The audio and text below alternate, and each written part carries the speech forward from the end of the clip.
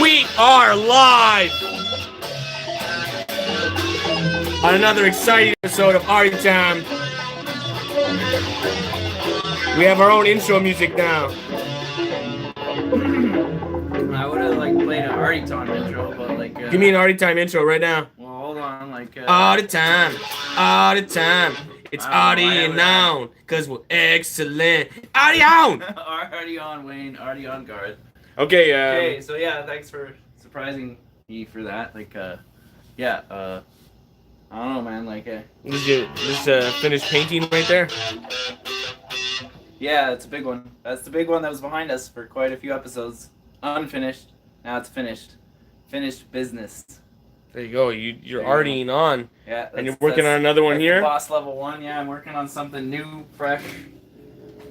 Look at that. I'm giving away all the secrets, y'all. All my secrets, yeah. Nothing is safe. Nothing is sacred. And look, this is what he paints with.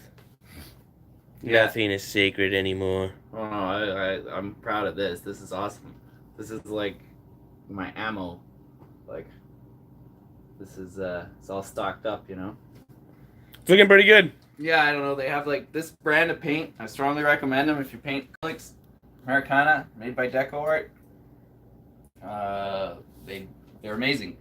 It's really hard for me to film because I can't see what I'm filming. You're filming pretty good. You're the frame master, dude. Yeah, but I can't see. I mean, you got it right on. See, here's all the little tiny levels, and that's why this is boss level 1. Boss level 1. So yeah, Americana by Deco Art, amazing paint. There you go.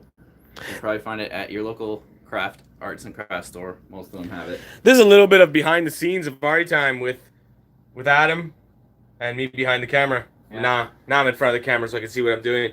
Adam, I will join you in the Arty Time room. All right. I'm just gonna get myself some tea. You see, it's important when you do Arty Time that you make yourself some tea. Here's my tea. It's a cedar and secret plant. If you follow my Instagram, you know that Africans are always after my secret recipes to make your penis bigger. That plant is one of those secrets. Don't tell them the secrets are in Arty Time. I don't need them commenting on Arty Time, muddying up the comments with their penis needs. Alright, so frame it up and I think we're fully charged. What are we talking about tonight? I have a giveaway. There's an effect that it wants us to put on. I don't know what the hell's going on right now. Get out of here, effects. Okay, cool. All right. I hope you enjoyed that behind the scenes look at how we start Arty Time. Yeah, or how we don't start Arty Time.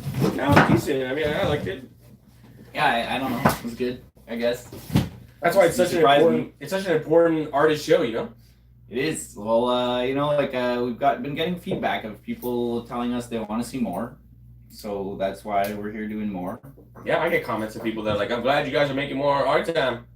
I don't know, it's bothering me the frame's off-centered. It's not bothering you? I feel like I'm I like the rule of thirds, where it's where you can have someone slightly be more to the side. Oh gosh, that looks better to me. Listen, I'm the frame master. I decide. Yes. There you go. There you go. So yeah.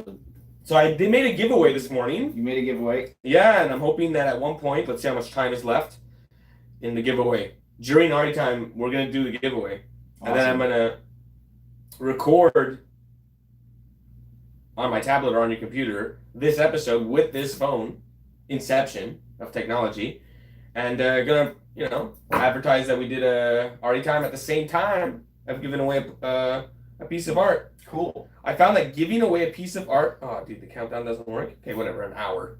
It's 20 minutes, so we got 40 minutes. I found that giving away art is a great way to advertise on social media now, with social media crushing you on every angle. Mm-hmm. The last time I did, leave a comment. Leave a comment, because you all know the more comments you get, the more reach you'll get. That used to be the case anyway.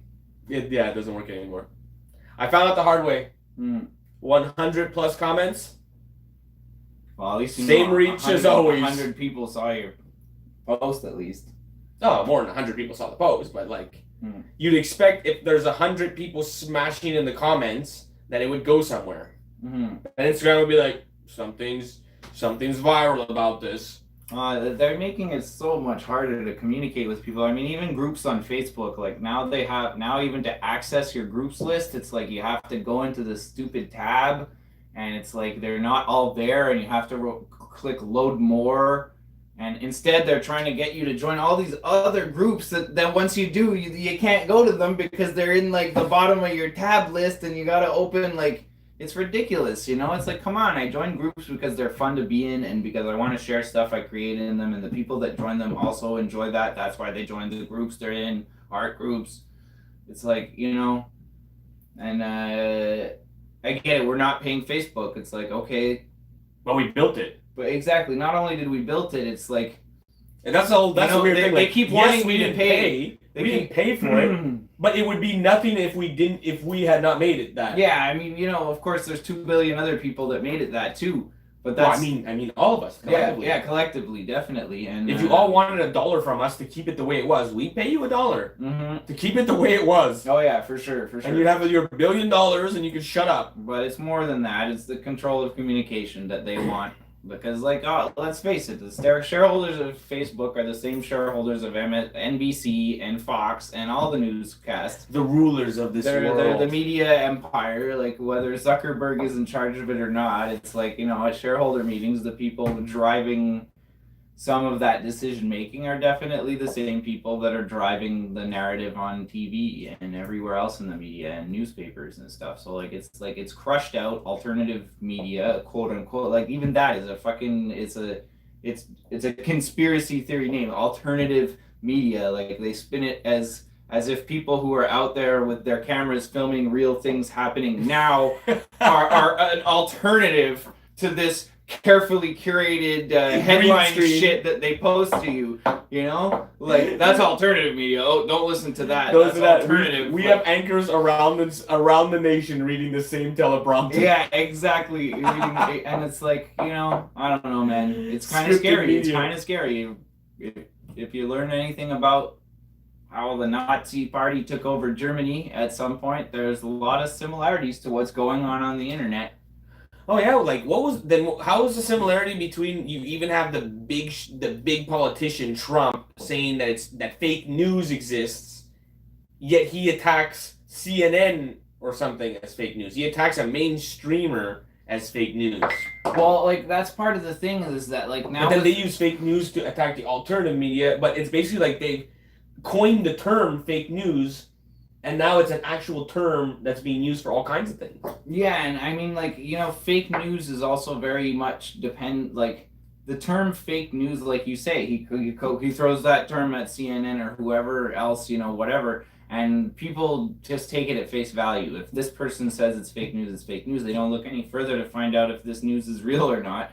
And even if you do look further to find out if the news is real, if you're using the media control Google, the same shareholders own Google shares as Facebook's and the frickin' all the media companies. You suck, Google. Then you're gonna get algorithms that show you the content they want you to be consuming, more than what might be relevant content. Like I'm interested in like all kinds of you know, fringe topics. I like reading about ghosts and aliens and UFO sightings and you know, psychedelic plants and things like that, and shamanism and history and archaeology and all this kind of stuff is like, you search for it on Google and like you get results from 2010 that are coming up.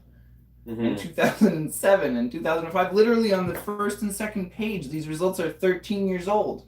And then you go to DuckDuckGo and you type in the same thing you're looking for, and it's there in like all this stuff that was published in the last 3 months. Yeah, that's some gaslighting right there, because it's happened to me on several occasions where I remember articles and stuff like that I seen, and I'll say it to someone, and then I'll be like, I'll just pull it up, and you're on Google because, you know, it's a force of habit, and you can't find it to save your life. And then you're like, hold on, I'm not making this up. You go to another search engine platform, and there it is. But what is this? What is this nonsense that it used to be on Google, and now it's no longer there? You know, for years, Google was like the front door to the internet for a lot of people. Whatever you were looking for, you started looking with Google. And it used to be like just a search engine. That's what it was. We made you, Google, and I made you. They didn't make money off it, so they didn't care what results came up first. They just wanted the most relevant results to come up first, not the ones that made them the most money. Or that they were being paid the most money to repress stuff from. Yeah. You know? Well, that's the real crux of it, is that somebody is paying, Bloomberg or some dark Rothschild conspiracy is paying to have the world the way it is right now. And that's why it's so important to stick to a niche and be yourself and be part of this revolution. And I think an artist is an incredibly important part of that, because we were talking about this before off air, how the media nowadays, like, you should bring up the fact that they bought all the newspapers and then what they did once they bought all the newspapers. In Canada, there's a company that pretty much bought most of the major newspapers in Canada slowly over the last 10 years or whatever.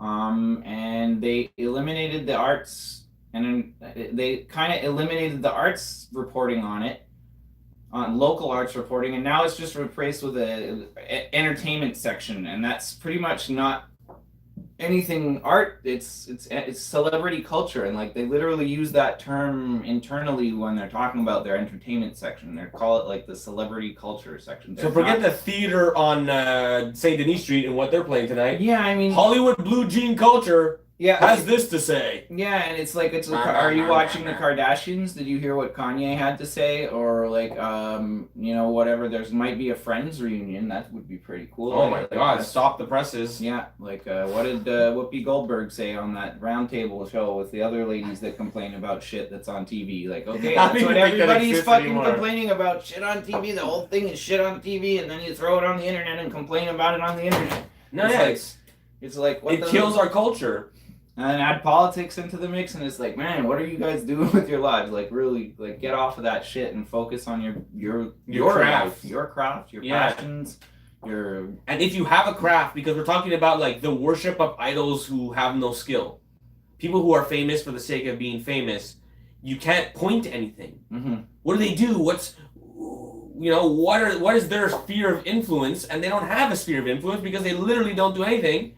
So they're subject of talking out their ass most of the time and looking like idiots. So they're easy to just topple over. So they're shitty paper mache idols. And the youth and my generation, I don't know if your generation is like that, but my generation, you could tell they look up to these people, and falsely, because then they get carried away with things that don't matter.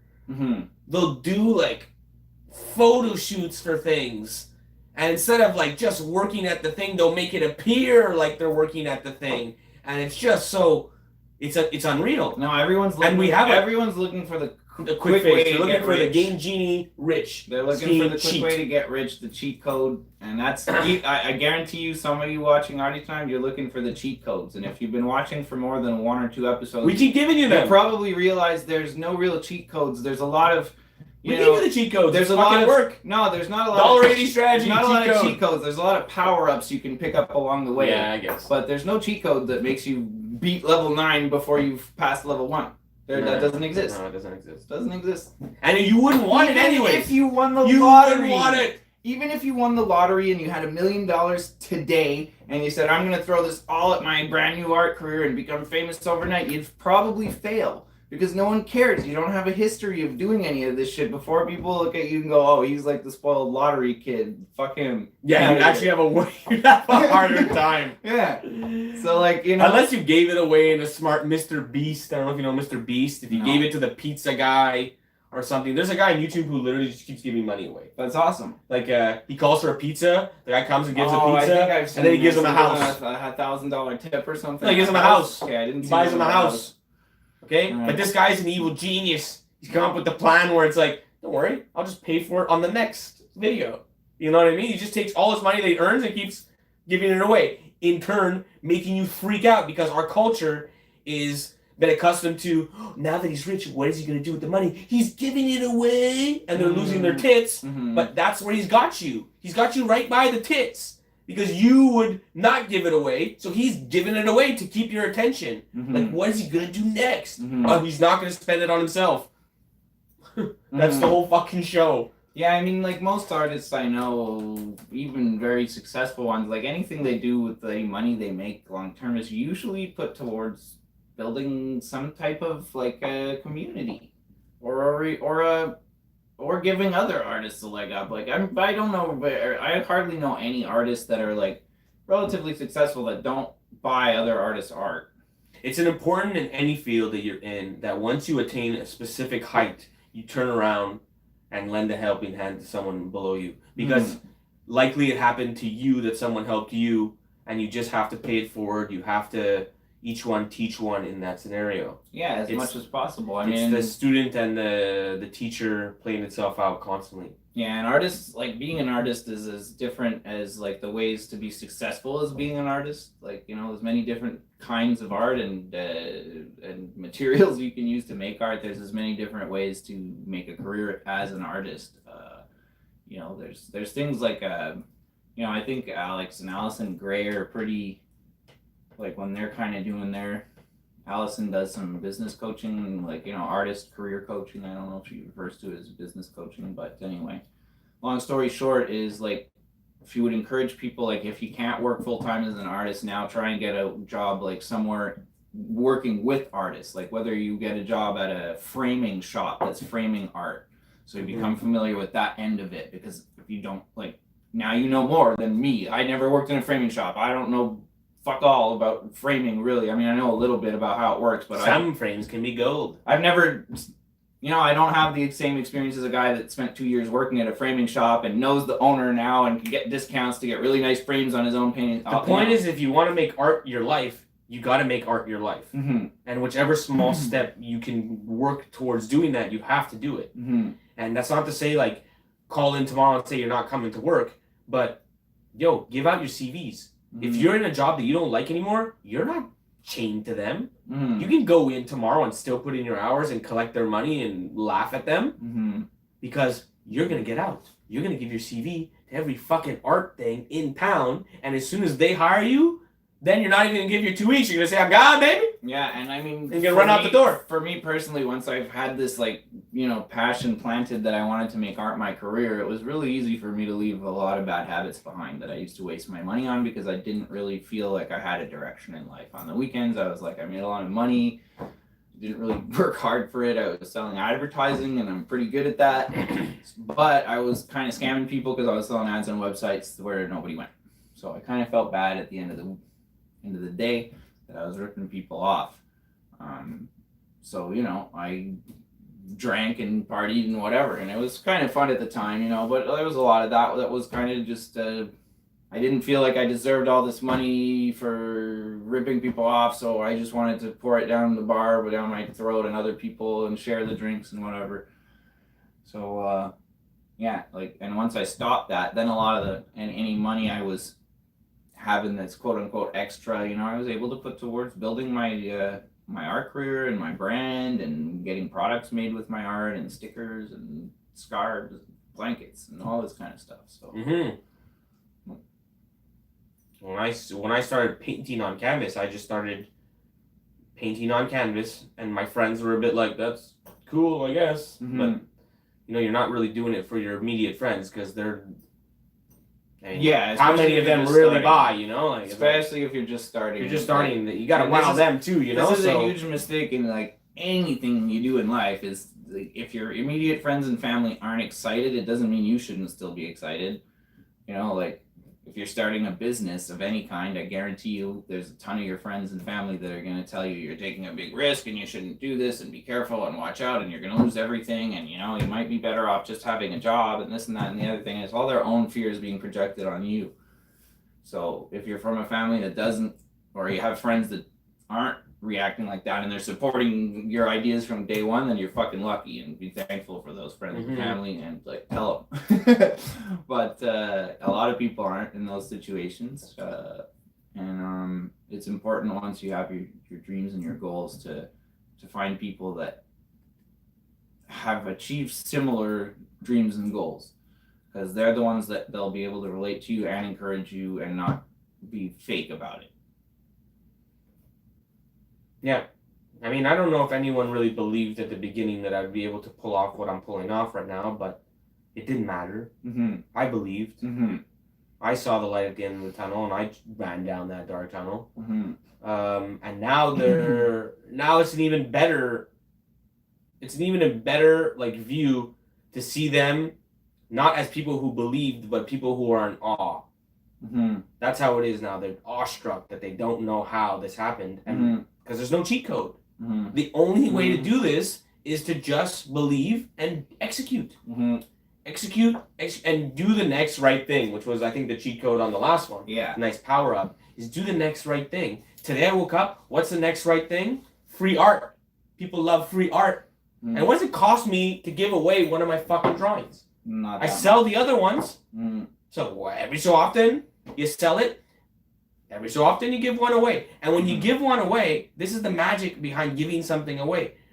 Other people see that and wonder, do I want that? Free? I want that. And they enter your little contest. When they decide that they want that, that feeling of want doesn't necessarily go away.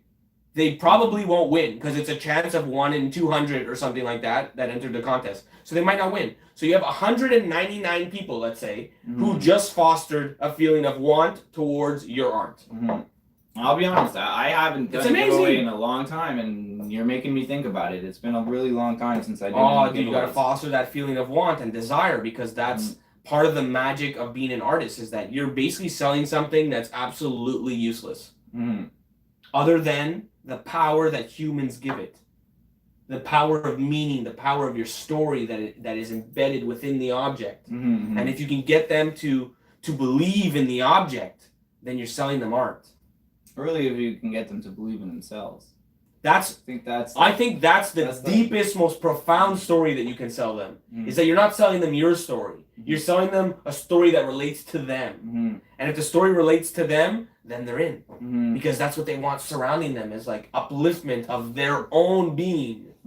Well, I mean, that's what I wanted when I was pretty lucky because of the fact I'd collected Chris's art. So I knew Chris Dyer, and I knew through Chris's art career, he hung around with a lot of other pretty successful artists he met at festivals and at Cosm, and he knows Alex Gray. And so I kind of learned who these people were. I followed them. I started to get to know their styles, and I can tell the difference between, you know, a Jonathan Salter piece or like a Jonathan Gay piece there. That's, you know, like, if you don't know these people in the scene, you won't know who I'm talking about. But like, because I started following a lot of these artists that kind of know each other, they're sort of connected, they got a lot of the same festivals, they cross paths with each other, they're friends, they share each other's work, and slowly I became one of them. Like, whereas before I was on the outside looking in and trying to learn, like, by really working my ass off. Like, I'm not gonna lie, I worked my ass off. I painted. This is super respectable. Like, this I painted 50 hours a week, and I shared them. And, you know, slowly I learned how to use Facebook and all of that stuff.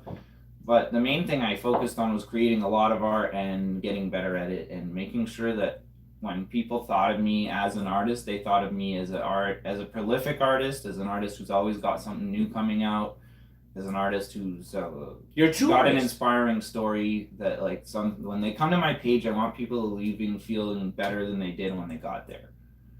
You know, I don't want to put drama on my page, and You know, like, of course, Trump. Sometimes it's hard. Trump politics. You know, if there's drama going on in your life at the same time, you don't necessarily want to hide it all and then put up this fake front. Well, whatever drama is going on in your life is going on. I mean, social media is the way it is because. When can I wear the 2020 shirt? We spoke. I don't know. I forgot all about that. I have it. I forgot all about that, to be honest. It's like time. It's time for me to be wearing this shirt. It's time to make the website first. Fuck, I forgot all about that idea. So yeah, shit. Well, anyway. I just threw you. I threw a wrench in you right there, right, with the fucking 2020 shirt. Yeah, now I forgot all about it. It's so long ago you had that idea. Yeah. Anyway. But the whole point why I brought this up was that in a sea of fakeness that is our culture, you have to don't be swallowed up by it. Don't be hit by that tsunami. Stay true. Fall into your niche. Whatever your niche is, believe in it and execute it. And believe in it, because you might not feel it in the first day because you're saturated by a world of instant gratification. But over the course of a year, 2 years, you will see that you're making profound leaps and bounds, and you're much further than you were when you started. And that's where you're going to get a lot of belief to go the decade. A lot of times procrastination comes from like a lack of faith in what you're doing. You don't think you're going to achieve your results, so you don't even bother trying. But if you keep trying and do that next right thing over and over and over, like I heard it put this way once and I really liked it. I said the way to build self-esteem is to do esteemable things. If you do esteemable things that make you feel good about yourself, like complete those little projects that you've been putting off and do that next thing and go build the website and go look into how much it costs to do this and go get your packing materials so when somebody orders something, they're not waiting a month and a half to get their shit. And go do this and go do that, whatever you need to do. Go buy your next canvas. Go buy that color of paint that you've not been finishing this painting because you ran out of purple and you've been putting off getting purple and you keep forgetting about it. And go fucking do it. Whatever it is, go do it. And if there's a list of things this long, go do 1 or 2 of them. And then you'll see like it'll be easier to do the next 2 or 3 because you'll have that momentum from doing the first 1 or 2. But like the trick is not looking at the top of the mountain. It's kind of taking that next step, and slowly the top of the mountain is going to get there and come clear into focus. But also remember that like there is no growth without discomfort. So if you want something, it's going to be discomfort at times. It's going to be work. So like if you are passionate about it, then you don't care about that. That's only going to make it more worth it. It's going to contrast, the discomfort's going to contrast with the happiness of getting it, and it's going to make it that much more profound. But if you're dissuaded by discomfort, then you need to reconsider what you're doing and find your true passion. Yeah, I mean, like if you're still looking for if you're watching at we're episode 27 now, right? 27. If you're at episode 27 and you watched the first 26 and you're still waiting for the cheat button. Oh, we never gave Gary's number at the Millionaire Gallery in NYC. We should totally give Gary's number right now because all you have to do is call Gary right now. Right now, 5 minutes. I can tell him German Adam sent me. Yeah. So what is it? 212 777. Fuck. If you call that right now, somebody's gonna answer the phone and be pretty pissed. And beg anything, his name's not Gary.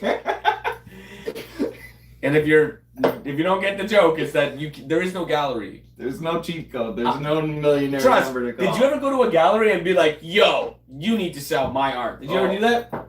Bro, I know better than that. Oh, I've done that. You know me, I don't know better than that. I've definitely tried that. And the looks I get was like, the fuck is this guy even thinking right now? It's like if you're walking into a 4-star restaurant and saying, hey, I want to check out my recipes. This chef's no good. Replace him. I'm better. Well, I guess it's something like that. Something like that. But it's like you went into a place that's selling recipes and you're like, check out my recipes. Because they're selling the recipes. They're selling the paintings. So like they're selling the food. Here. They're selling the cooked food at a restaurant, you know? But the truth is like a gallery is really like, hey, you making money over there? I'd like some of that money. That's the gist of the gallery world. Is like once you start making money, they come a knocking for some of that money. The truth, and they could expand. They could expand it. They expand the audience and let's be honest. Money, most galleries represent artists that they were introduced to by friends and/or family and/or their other artists they already represent. The word nepotism pretty much means like only hiring friends or family. The art gallery world is very, very much like that. If you're introduced by an artist who was shown at that gallery 2 years ago and the gallery owner made $26,000 off of that artist show, it's going to be totally different than if you're walking in there with your portfolio without an introduction. Let's just face it, it is. The guy's going to pay way more attention to the guy that made him money than to the guy that he's trying to, get this gallery to help him out. Mm-hmm. And the gallery, equally as an artist, had to go through years of work to develop their reputation to even be a gallery where you'd want to sell your art. Like a lot of galleries, they're unprofessional. They're run by artists that think, oh, like I'm going to open a gallery and I'm going to be the best gallery in town. And like they don't realize that the reason the best gallery in town is the best gallery in town is because they've built a reputation over many years. It has less to do with the art on the wall than it does email list to do with the email list and the community reputation and having been at the shows and built their, and then these new galleries that are opened by these artists that think, oh, I'm going to put this new amazing art on the wall and it's nothing like that in these other galleries. And but the problem is you don't have a reputation. So when you send out your email on social media and you don't have a budget to boost it and you're not getting interviewed by the newspaper person who still reports on some events, if possible. If the section still exists. If the section still exists, or even the alternative media person that's you call her up and be like, hey, Jennifer, with the Art Montreal blog, we're doing our big show, it's our 40th anniversary this year, and we want you to come and put a little post on your blog about it. Mm-hmm. But, do you have the connections to the clubhouse, the golf clubhouse where they buy big paintings? Mm-hmm. The hospital charities, mm-hmm. all kinds of things like that, where art's being sold and auctioned constantly every year. If you don't have those connections, then you're not into the business of slanging art like those older people are. And yeah, some of their paintings are, not the avant-garde stuff that young people think of when they think of art, but that's the way the world is. Mm-hmm, mm-hmm. Those people, just because they're not being represented in the media doesn't mean that they're not relevant to the communities. 60-year-old people, yeah, they have a lot of money and a lot of say in society. So mm-hmm. Never mind what TV tells you, they're the ones that are going to pull the strings to an extent. Yeah, my biggest art collectors, or my biggest budget art collectors are generally people over 50 and even over 60, and they spend a few $1,000s on my paintings. Of course, there's some exceptions. I often hear Chris Dyer talking about the cannabis industry crowd that, newly rich young people, they, and that's fine. That's a cool market to go after, I guess. But again, even then, it's going to be who you know. If you just fucking write the guys at Aurora Cannabis or whatever other big cannabis companies out there and say, hey, I'm an artist and I'm selling art and check out my stuff, your email is going to end up in a junk box of a receptionist that's an intern not even getting paid. Delete.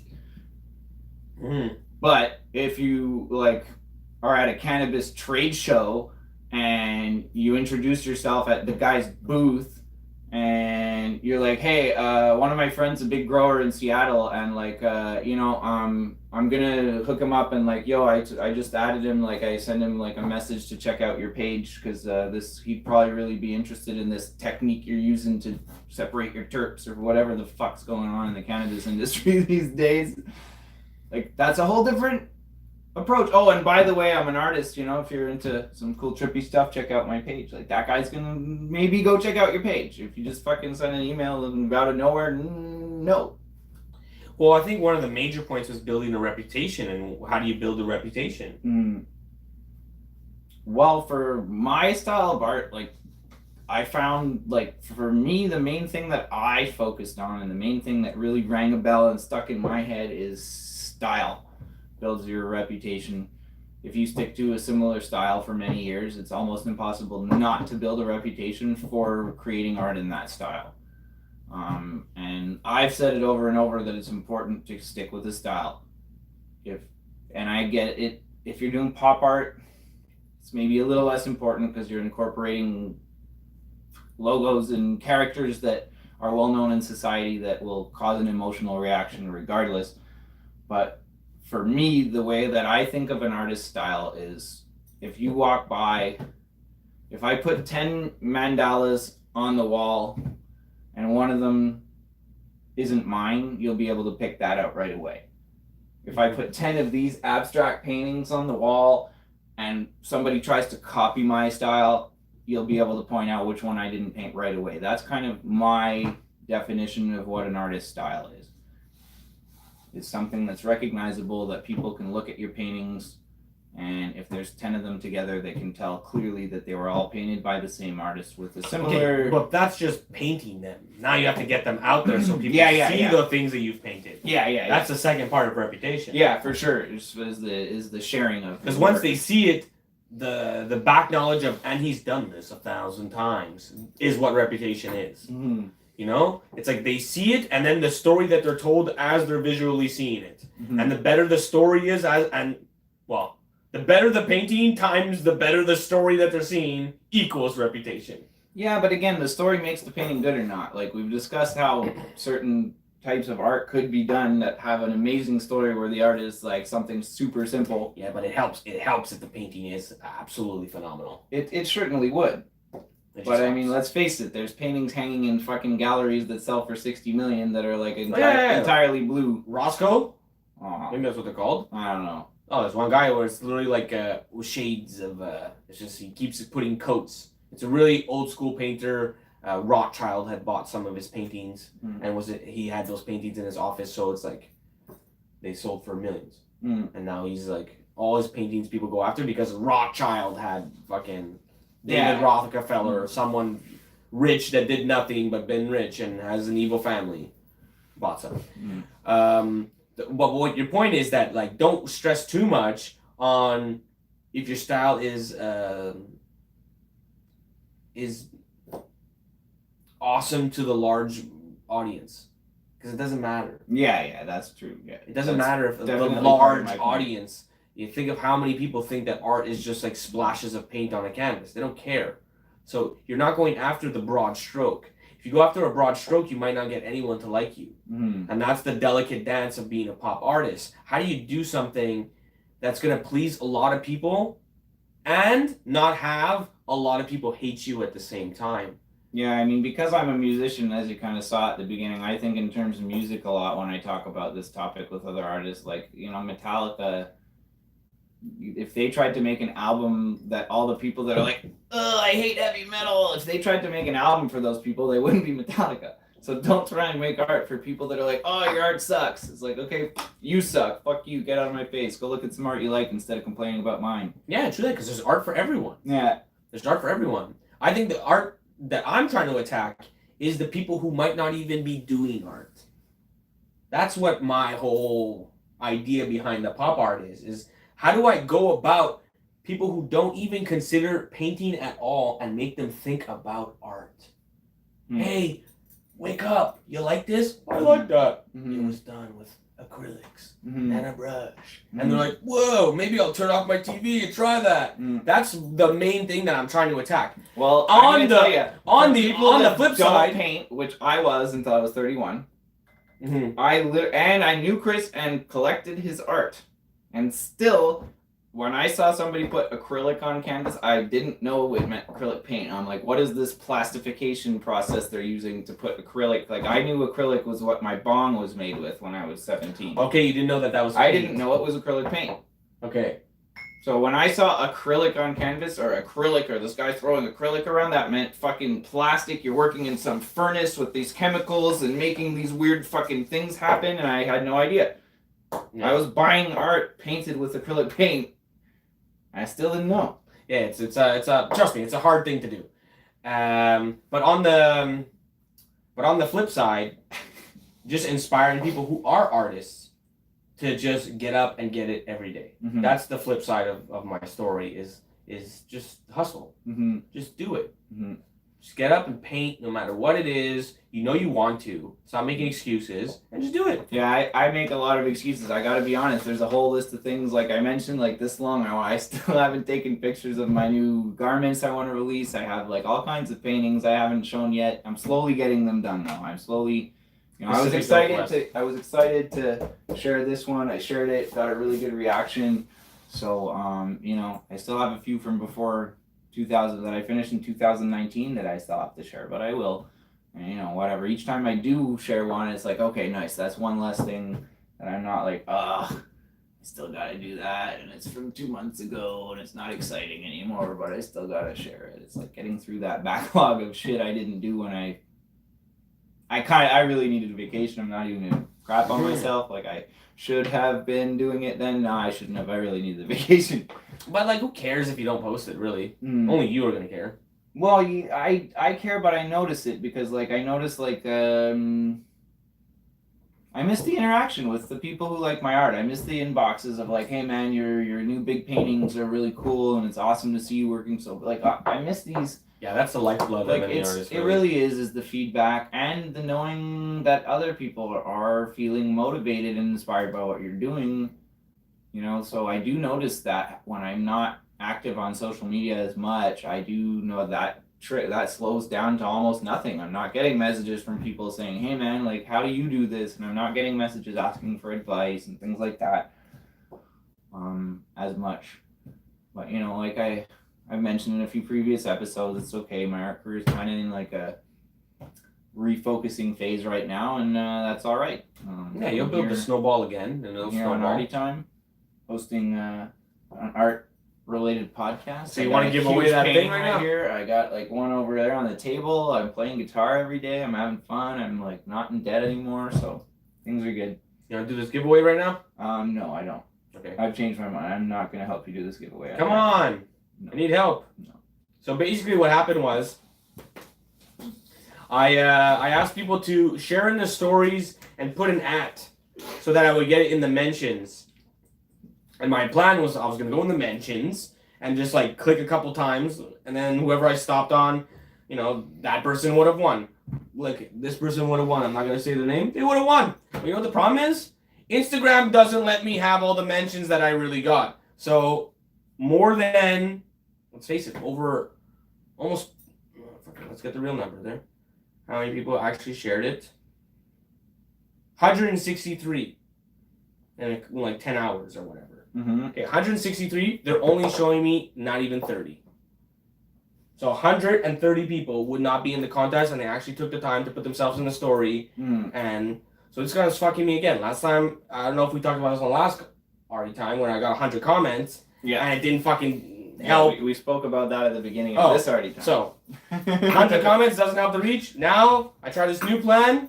They foiled me again. Mm-hmm. So now I'm asking Adam to help me out, because at least a large majority of them, when they mention me, unless they're private, if you had a private account, I don't think I got it in my inbox. But most of the people, it's like they're all mentions. Okay. So if you just like scroll and do what you got to do there, within the last, let's see, you have to be within 8 hours, 9 hours, around 10 hours. Okay. Because look, there's 10 hours and they're happening again. So like as low as that. I've experienced this phenomena on Facebook. Like I remember when I set up my mailing list, I wanted to send all my followers an invitation through the messenger to join my mailing list. So I'm going through my followers, and then I get down to like C, and all of a sudden I can't scroll down anymore. Like it won't show me any more of my followers. And they're alphabetical. They're like ABC. There's like 2,800 people that it won't let me see. I can't see them anywhere. I don't know who they are. They won't appear on any list. I have 3,000 to 189 followers or whatever the number is, and I can see like 260 of them. And you would have had an opportunity at that point, if you saw them, to message them and be like, hey, look, I'm not reaching you as much. Would you like to be on the email list? That's exactly what I was doing, yeah. And I'll get your email, and we'll stay in touch. Now I can't even do it. Forget Zach. And this was 2 years ago that I was already past the C's. I can't pass that, and it hasn't changed. It wasn't a glitch. Like I reported it to Facebook. I thought it was a glitch, and of course it's not a glitch. It's like Facebook just like, no. Pay us. Followers, what are those? That's a fake number now to inflate your ego, so it looks good for you. But Pay us. followers, who's following you? It's like if you're playing following the leader and the fucking number says 3,000 people and there's 4 people behind you. It's like that. Fuck off. Mm-hmm. Like, I would really love to know the number of actual potential people that might see a post. Like, what is the number in their algorithm? Like, You think the insights are fake? I know they are. So they're showing me a number and that's fake? Well, I mean, I think that the insight that I have 3,162 followers or whatever, I think that number is not necessarily a fake number. It might have been the number of people that pressed follow. But when I make a post, what's the maximum number that their algorithms will let me reach of those 3,000 people? Oh, is it 1%. 32? 1%. Is it 68? And what's the point of having this giant number that you can't reach? Like, what does a follower mean now if you can't reach them? I know, it doesn't make It's any so sense. frustrating. But, that's why I'm working on other things. And, It's literally like a secondary like. It's like, here's a... I would totally like everything you do. It's just... They're not going to show me. So follow. Mm-hmm. They're not going to get the show. Mm-hmm. So it's tough nowadays on social media. I think the giveaway is doing good for me. Oh, yeah. So are we going to do that giveaway? I got to, scroll and pick someone, right? We are doing the giveaway. It's almost 11 o'clock. Or That's... do we have to wait till 11? No, that's not how it works. We do a giveaway when we want to do a giveaway, not when Instagram tells us. All right. You scroll like this, you do what you gotta do, and you stop on someone and click and make sure that they mentioned. Don't say their name if they're just talking to me, asking me All right. for a Valentine's. Okay? Well, I actually have to, I can't just choose a name I like. It kind of has to be random and shit, eh? Well, dude, I try. I doubt you know these. You're not even on Instagram. No, but Yo, I don't pick the hot girl. Don't do that. Don't. They're probably just asking me if they want to be my Valentine. I don't know. They're mentioning you, so. Stop reading it. Just flick and go and pick. Well, I don't know. It's You're worse than me here. I don't know. Someone asked me today if I was willing to accept a bribe. Sir, I'm not that type of guy. But, well, as stated, I did say I was going to wear your shirt, and I did not lie. So here's your shirt. Shout out, baby. Instagram's giving me 99 problems. I'm going to end up being biased unless I just kind of... Yeah, you're not supposed to. There we go. Okay, click it. This He did person- mention. He did. Harris. We can't read the rest of your name because of Instagram, but hold on, let's go on this thing. Holy shit. You know who it It's is? one of the 3 people on your friends list that I've heard of anyway. The name definitely rings a bell. He's an artist from Gainesville, Florida. Harrison Phoenix. Yeah, boy. You're getting the message right now. Nice. Tell him to tune into Arty Time. Harrison, we'll call you live. You won. We'll call him live if he responds. You'll call him live. Yeah, we're going to call him live. You won! You're the big We're winner. sending that piece of paper to Gainesville, Florida. You know how much the last one costed me? Gainesville, and he's gaining He's a gaining new piece of art. art. Nice. The city is named. I gave a appropriately. rolled up canvas. It cost me $35 to ship that bitch. Because it passes the dimensions. It's too big. It passes the dimensions. And $35 is what the last giveaway costed me. So if you don't think that I'm in it to win it, well, I'm in it to the point where I'm losing $35. And that's why this time it's just a piece of paper. It's just as good if you frame it. Yeah, no, I remember one year on my birthday, I did a pretty darn good giveaway. I did He is! We're calling him I live. don't know, I gave $500 worth of stuff away. And I ended up losing a lot of money on that. But hey, whatever, it was fun. Okay, I'm calling him live. All right. Him. Cool. This is the first time ever on Arty Time. Some people, they say they want to be guests, but they're not around at 11 when I call them. Yeah, no, we do Arty Time pretty late usually. Well, sometimes we do it at There was a 1. time we did it in the afternoon, but that was before I was working. Oh shit. Yo, bro, you're live on Arty Time. Live on Arty Time with Adam Millward and GermDee. Hey, you did in fact win that raffle. Hey. So look, I'm expecting some emojis in the chat box. And is there anything you want to say? We're live on YouTube. Thank you so much. I do want to say thank you. That's awesome. I rarely win things, but this is pretty awesome. Well, slightly less rarely now. Yeah, it's 2020. 2020 is the year you're gonna win a whole bunch of shit. And Harrison, you're an artist too, right? Yeah. Yeah. What, like, if we're on Arty Time podcast, like, kind of trying to give advice to like up and coming artists and what have you. So, like, if you had one piece of advice to up and coming artists, like top of your head, what would be your number one piece of advice? Man, I would say get a sheet of paper or like a pad of paper and a pen, and just take as many notes as possible. That's what I try and do. Because I find like there's a lot of it that I just kind of forget right away.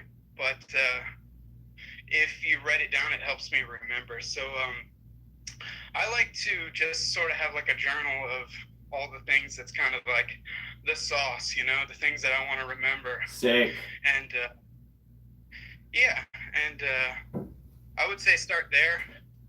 You always get tidbits from other artists and other people trying to help you out along the way, and it's just good to jot them all down and have some place to go back to for ideas and stuff.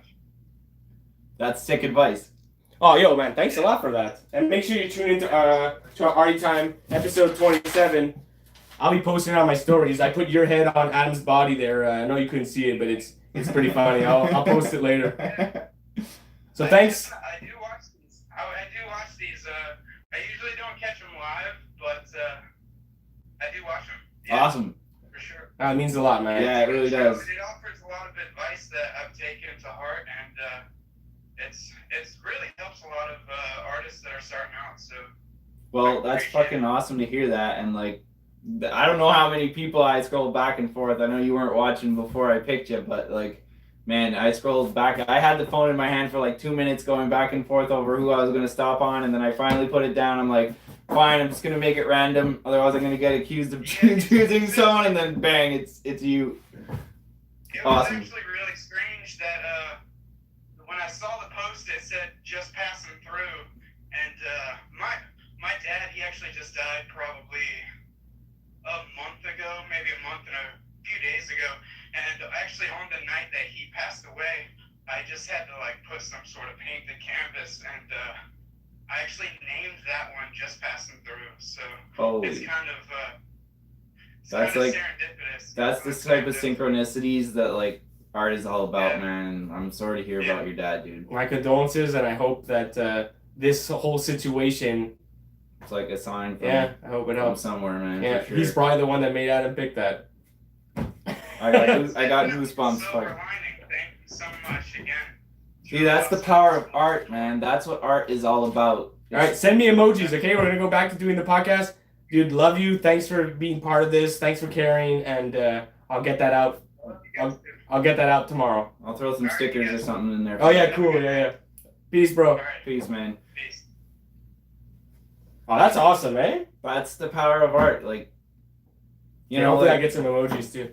one of the things that motivated me early on in my first year of painting. I think I've told this story on Arty Time before, but it was on one of the earliest episodes that, you know, I had a client who bought one of my paintings, and you know, she told me a story that her daughter was on her lap, and you know, her husband, her daughter's father, had passed away of cancer a few years before, and her daughter stopped her on this painting and said, "Mommy, that's Daddy in heaven."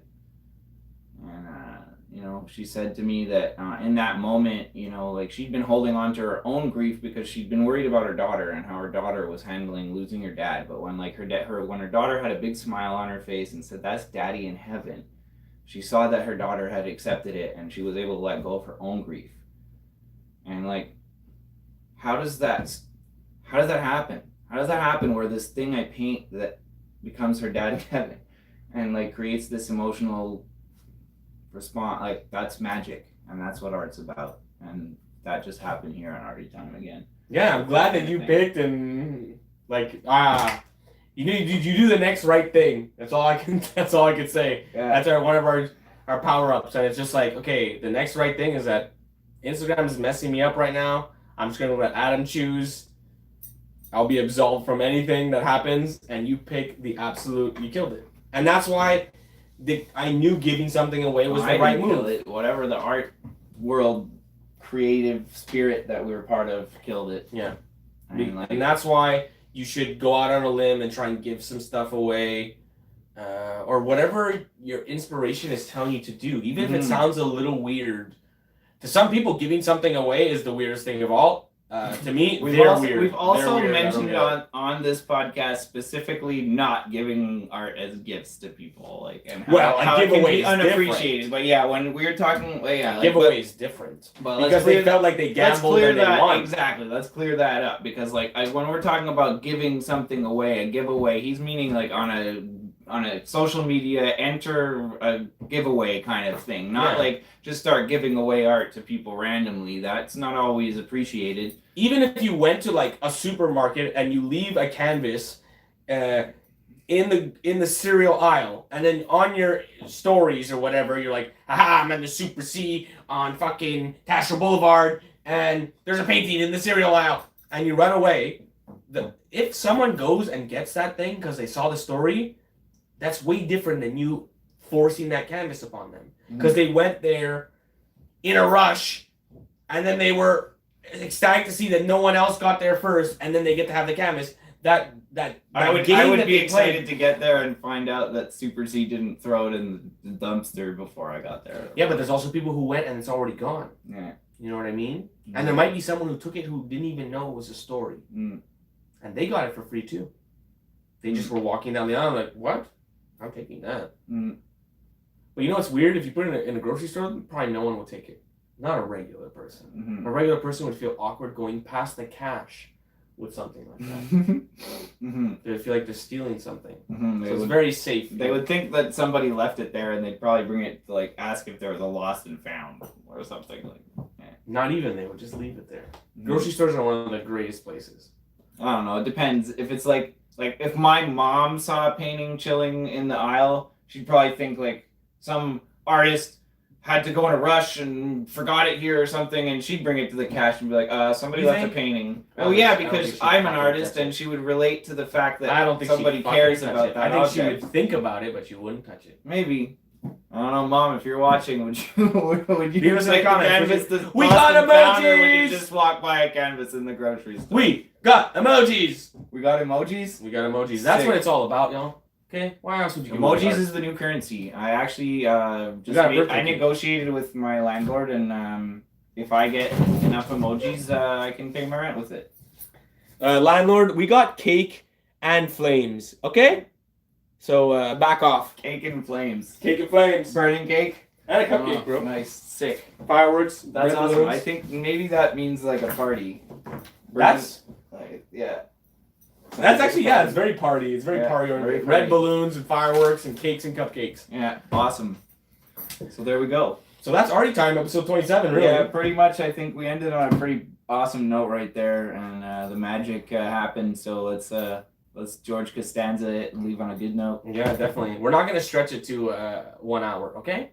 It's 58 minutes now. We could continue to babble for another 2 minutes to say that we made it to an hour. But we all know that we've made episodes longer than an hour, and we're just going to take those minutes and put it on these minutes to say that we've made 27 hours worth of footage. We have. You know that we made 27, which is more than a day. If literally more than a full day. You could watch art. You could call up fucking the dude, get some of that blue shit, and binge watch the whole fucking day. The whole day. Yeah. You can be caught up. Just make sure you get a notepad. What's the guy's Tico? What's the dude's name? Tuco? The dude in Breaking Bad. I don't watch that. Yeah, neither did I. I was forced to watch one episode. And We're that's why I know. That's why I know there's like the crystal meth and that is blue. Oh. And my ex-wife used to do crystal meth before I met her, so that's why I know it keeps you awake for 24 hours plus. So yeah. There you go. So get methed out, fucking watch Arty Time, and see you next time. And don't forget your notepad. Yeah. You gotta write down our power-ups. Yeah, especially if you're on meth. I'm sure you'll fill up a whole lot of notepad of weird shit. That could be your art. Frame it, sell it. Don't do meth.